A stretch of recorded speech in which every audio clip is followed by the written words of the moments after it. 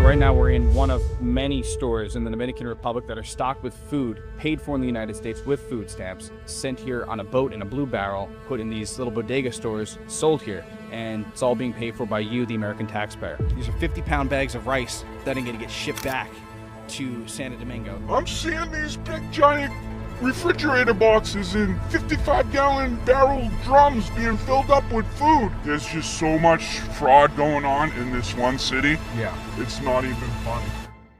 Food stamps were created to help low-income American households put groceries on the table at home. The program cost American taxpayers over $100 billion in 2025 alone. But in cities like Lawrence, Massachusetts, a chunk of that money isn't feeding Americans at all.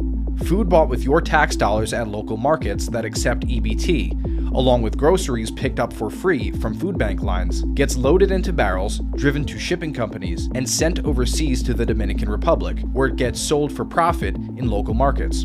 SNAP rules require that food stay in the household that bought it, but this fraud has been going on for years, and nobody seems to be talking about it.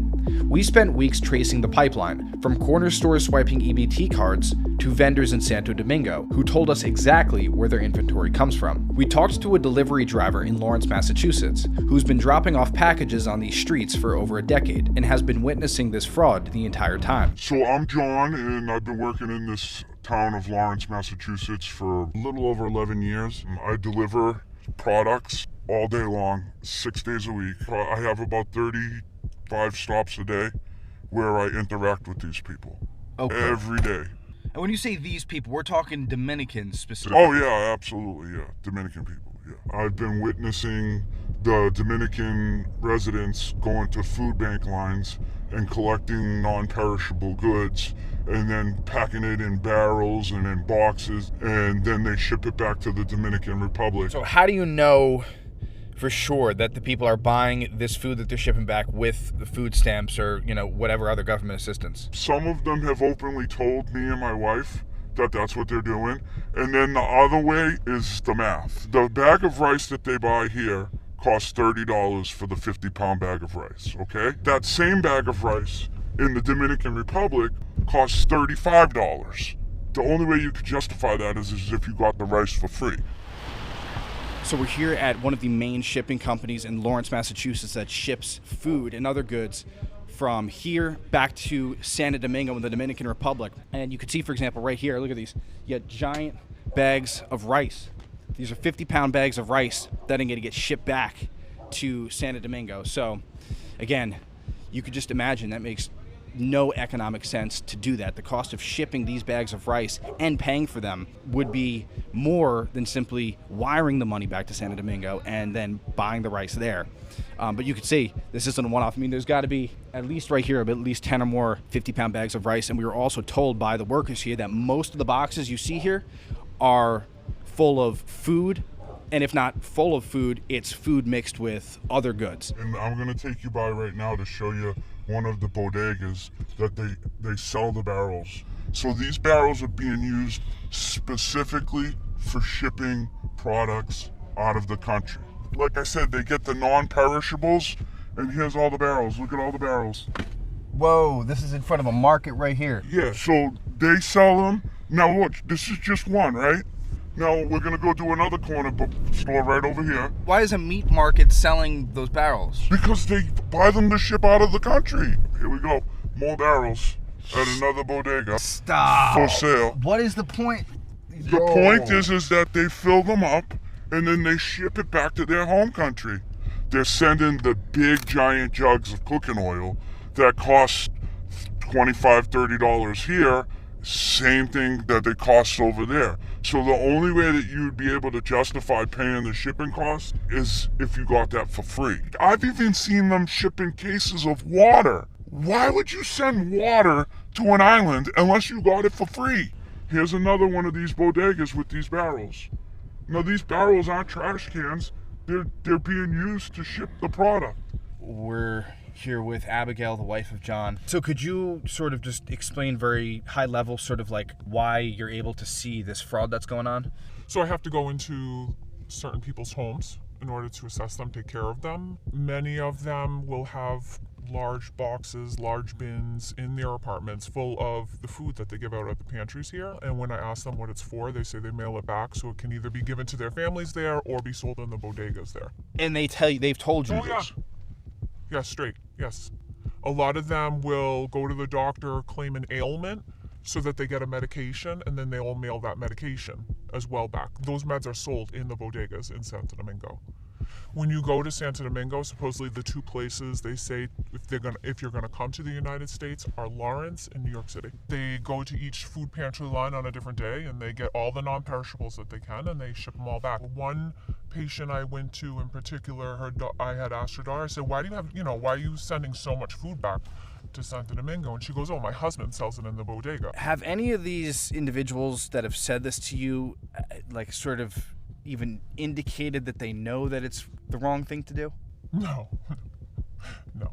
Not at all. No. They feel entitled. They feel entitled. They feel like that's what we come here for.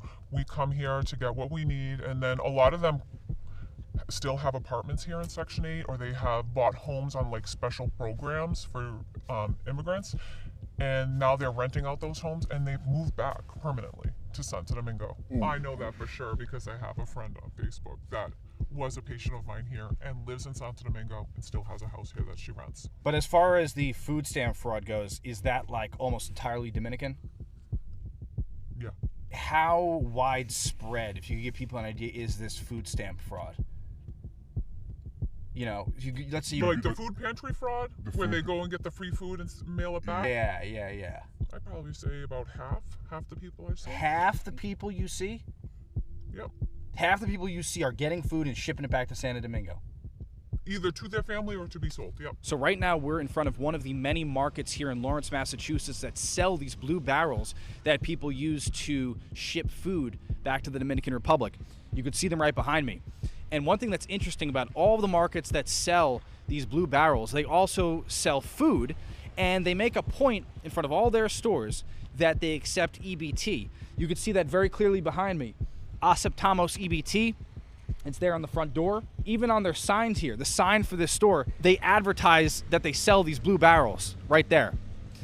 And just to show you how widespread this isn't a one-off. There's another store right there doing the exact same thing. It says ATM EBT. You can see here on the sign for the store, it says Aceptamos food stamps. And then look at this. They're selling all these barrels, again, that people can buy, and then they go into the store and get their food with food stamps and ship it all back to Santo Domingo. So now we're gonna go inside one of these stores and we're gonna show you what they're selling. So now we're inside the store and you can see what they're selling here. Giant 50-pound bags of rice, just like the ones that we saw at the shipping company. And they also sell giant bottles of cooking oil. You can see here how many they're selling. That's what we've seen on the back of one of these shipping trucks. They pick these up and they ship them back to Santo Domingo, and that's how the EBT is being spent. Massachusetts has some of the most strict hidden camera and wiretap laws in the country, which means we couldn't catch anyone admitting to the fraud on tape in that state. So, we headed to New York, where the laws allowed us to film on hidden camera. So we arrived in New York and we started looking for Dominican shipping companies, and it took us to this storage unit facility. It's called Storage Post. It's here in the Bronx. And what we noticed when we got here is that it appears that this place is being used by many Dominican shipping companies as a sort of storage hub. We went undercover in this facility, and one of the workers told us explicitly on camera that people are using EBT to fill up these boxes with food that they then ship to the Dominican Republic. ¿Este cuánto? 1.25. Y este 1.40. 1.40. Con un arroz y un aceite, cualquiera de los dos. ¿Cuánto se toma en llegar? 21 días. 21 días. ¿Cómo se llama? Bandera. Bandera shipping. Y si uno paga con las estampillas por las cosas, está bien, no hay problema. Eso no hace nada, la comida eso tú la compras como tú quieras. Ah, okay. Es que ya ve cómo están las cosas ahora, por eso pregunto. Es mala la cosa, y la gente compra con sus cupones. Sí, con los cupones. Claro. No, tú puedes comprar con lo que sea. Sí. Muchos de los clientes de ustedes usan cupones. No. Sí, ellos compran con cupones y llenan los tanques.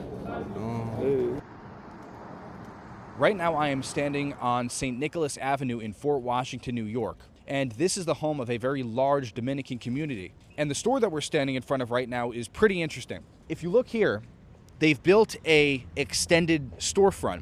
And behind this plexiglass, you can see a giant wall of non-perishable goods, and it's being advertised what the prices are if you buy in bulk. I've never seen anything like that in my life. Normally, if there's a store that comes out to the sidewalk with their goods, you'll be seeing them put up like maybe stands with fresh produce, fruits and vegetables, that sort of thing. But what I have never seen is a store with an extended storefront where they put up a wall of non-perishable goods. So now we're inside of this extended storefront, and it's being advertised the deals that you get if you buy in bulk. Let's just take a look at a few of them. For $5, you get 3 bags of pasta. For $4, you get 2 bags of whatever this is, some sort of beans. For $10, you're gonna get 8 cans of Goya's assorted beans. It's pretty obvious what's going on here. It's being advertised to the community at large. If you want to buy food in bulk, probably to ship back home, this is where you want to do your shopping. We're not alleging that this store specifically is engaged in any sort of fraud. They're just selling food. However, this is one node in a larger system of EBT welfare fraud in the Dominican community. Behind me is the Port Newark Container Terminal, and it is from here that tens of thousands of pounds of food, what likely amounts to millions of dollars of food, that has been paid for by you, the American taxpayer, is being shipped to the Dominican Republic. To see where all this food ends up, we followed the trail to the Dominican Republic, where shop owners told us exactly where their inventory comes from. So now we're going inside of a store that's stocked with food that's paid for with your tax dollars.